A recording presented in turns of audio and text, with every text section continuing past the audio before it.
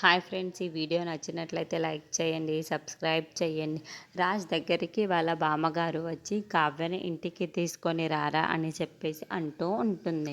ఆ మాటలు వినగానే అక్కడున్న రాజు మాత్రం, ఏంటి బామ్మ అలా మాట్లాడుతున్నావు? మా అమ్మని ఇలాంటి పరిస్థితి తీసుకువచ్చిన దాన్ని ఎలా ఇంటికి తీసుకొని రాగలను? కావ్య ఈ ఇంటికి వస్తానన్నా సరే నేను ఈ ఇంట్లోకి రానివ్వను బామ్మ అని చెప్పేసి అంటూ ఉంటాడు. ఆ మాటలు వినగానే అక్కడున్న వాళ్ళ బామ్మగారు అయితే ఒక్కసారిగా షాక్ అయిపోతూ ఉంటాడు.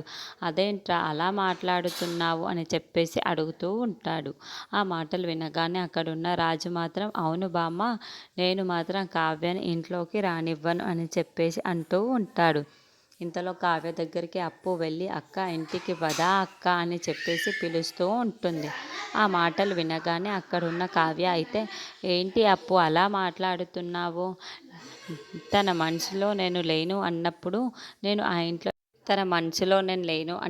ఆ ఇంట్లో ఎలా ఉండగలను? నా మీద అంతగా నమ్మకం లేనప్పుడు నేను అక్కడికి ఎలా ఉండగలను చెప్పు? నువ్వంటే నాకు ఇష్టం లేదు అనే మొహం మీదే చెప్పినప్పుడు నేను ఆ ఇంట్లో ఎలా ఉండగలను చెప్పు?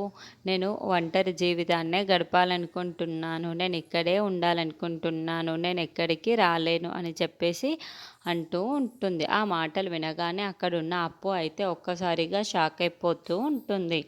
ఇంతలో హాస్పిటల్లో ఉన్న అపర్ణ అయితే స్పృహలోకి వస్తూ ఉంటుంది. అది చూడగానే అక్కడున్న రాజు, ఇంట్లో ఉన్న వాళ్ళందరూ చాలా సంతోషిస్తూ ఉంటారు. అమ్మయ్య, అపర్ణ స్పృహలోకి వచ్చింది అని చెప్పేసి తన భర్త అనుకుంటూ ఉంటాడు. ఇంతలో అక్కడున్న అపర్ణ కళ్ళు తెరిచి అందరినీ చూస్తూ ఉంటుంది. ఇంతలో అక్కడ కావ్య లేకపోవడం చూసి ఒక్కసారిగా షాక్ అయిపోతూ ఉంటుంది. అమ్మ అని చెప్పేసి రాజ్ పిలుస్తూ ఉంటాడు. అది చూడగానే అక్కడున్న అపర్ణ మాత్రం కావ్య ఏది అని చెప్పేసి అడుగుతూ ఉంటుంది. ఆ మాటలు వినగానే అక్కడున్న రాజు మాత్రం ఒక్కసారిగా షాక్ అయిపోతూ ఉంటాడు. ఏంటి కావ్యని అడుగుతుంది అని చెప్పేసి అనుకుంటూ ఉంటాడు. ఇంతలో అక్కడున్న కావ్య మాత్రం వాళ్ళ అత్తయ్య కోసం బాధపడుతూ ఉంటుంది.